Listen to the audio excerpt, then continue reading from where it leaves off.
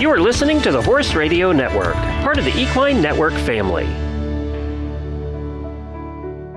There are some horses you know for only a few days, but you remember them for the rest of your life. In this episode of Barn Stories, we celebrate those horses.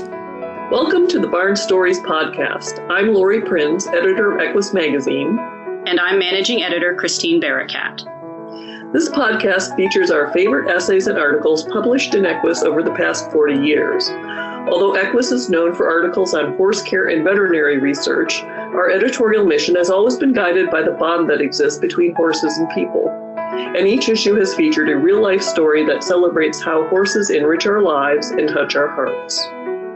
We've searched our archives, chosen the stories that resonated with our readers, and given them new life in this audio format. Longtime subscribers may recognize some of their favorite pieces. And if you're new to the Equus community, these stories will confirm that no matter what sort of saddle you sit in, a deep emotional connection to horses is something we all share. The essay in this episode celebrates a category of horse that isn't often recognized or even remembered. The author calls them interim horses, and even if you don't think you've known any, you most probably have. These aren't the beloved horses that become fixtures in our lives, or even the lesson horses that shape our equestrian ambitions. Interim horses are the ones that we know for just a brief period, but in that time they help us through a crucial transition in our equestrian journey. After listening to this essay, I took some time to think back about the many interim horses in my life, and I realized just how special they were. For instance, it had been decades since I thought about the fun but unflappable Palomino gelding named Bo, who was loaned to me for a 4-H summer camp when I was 11. Bo was the first horse who made me feel like I belonged in the equestrian community, and that I was officially a horse girl. That's a feeling that hasn't left me since. I hope this essay brings back similar fond memories for everyone. Let's listen to In Praise of Interim Horses, written by Rebecca Owen and read by Taylor Autumn. The summer before 8th grade, the barn where I'd learned to ride closed down. The owner offered the lesson horses for sale, and the resident horse girls scrambled to buy their favorites. I was torn. I loved a slow, sleepy buckskin named Barney, but I recognized he wouldn't be the right horse for me. I would soon outgrow his plodding paces. Gradually, the atmosphere of the barn changed as the bustling activity soon subsided. There had been anywhere from 10 to 20 girls who mucked stalls in exchange for lessons or trail rides on swift horses with names like Starfire, Inflight, Morocco, Spirit. But as these girls vacated the property with their horses, headed to other stables across the valley, the aisles grew quieter. I dutifully went to the quiet barn each summer day, mucked my requisite stalls, and felt bewildered at how slow life there had become. Many stalls were empty. Even Barney had been sold to a family with small children. In only a few weeks, it would all be gone. No more familiar horses, no more trail rides, no more after-school solace. I hoped I would eventually find another barn, another horse, but I couldn't yet see that far ahead. In the meantime, I needed a horse to ride.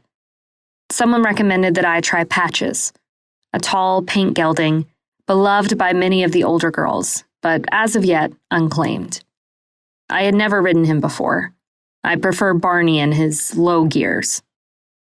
But as Patches and I walked, trotted, and cantered around the empty arena, I felt like I could ride forever. My heels finally were down, my shoulders back. Patches was responsive and took beautiful, long strides. He was perfect. Are you a new horse owner looking for guidance? Look no further. My New Horse is your dedicated partner in the exciting world of horseback riding.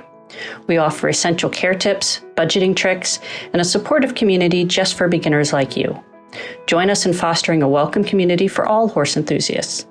Visit mynewhorse.equusmagazine.com to embark on your journey with confidence.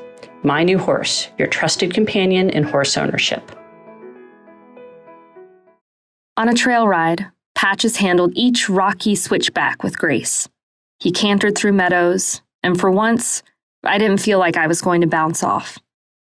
Patches was unflappable. When I rode him, I felt unflappable too.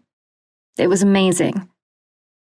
I was used to making excuses for why I couldn't canter during group lessons, and pretending I had no interest in learning how to jump, even though I desperately wanted to try.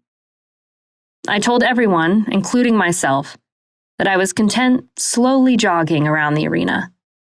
It just took a trusty schoolmaster, as well as a summer without the jostling competition from the other girls, to show me exactly what I was capable of accomplishing. But Patches was never meant to be mine. The dressage instructors next door had long had their eyes on him and snatched him up soon thereafter. I would miss his wide blaze and kind eyes, but I understood the role that Patches played for me that summer. He acted as a transition between one phase of my equestrian life and the next.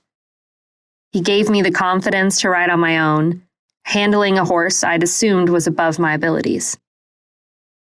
My time in the saddle might have ended when the barn closed, but instead I now had the confidence to move forward and figure out how to build relationships with new horses. In the 20 years since my summer with Patches, I have owned 5 horses. One I sold, and he blossomed into a lovely dressage competitor with his new owner. 2 have died, and I still feel the sharp pang of loss each time I think of them. I still have a mare in her 30s, who happily eats her mushy food and dutifully endures the occasional mane detangling. My Morgan gelding, Buddy, was going to be my next riding horse. Instead, in 2016, he developed laminitis, and blood work revealed that he had equine metabolic syndrome and pituitary pars intermedia dysfunction. 10 minutes into our first ride after he recovered from the laminitis, he fell, and I fell. We stood up and looked at each other, puzzled. I brushed the dirt off his mahogany coat, off his nose and eyelashes, and off my scraped elbows, and we slowly went back to the barn. In the following weeks, others noted Buddy having what appeared to be seizures, one possible complication of PPID. His medication has been adjusted accordingly, and he's been seizure-free for a year, but he is officially retired. As I recovered from a torn knee ligament that I sustained in our fall, I couldn't help but feel tremendous grief for this riding partnership cut short. It reminded me of the days when it seemed that everything I knew was ending, and I couldn't yet imagine what my life would be like without the familiar barn, its familiar horses, and its familiar girls. What would I do now without being able to ride Buddy? I was paralyzed with fear at the thought of getting back on a new horse. I felt anchorless and lost. It seemed like my riding days might finally be over. And then I remembered Patches, how he guided me out of uncertainty, helped me understand my abilities, and gave me hope for what might await.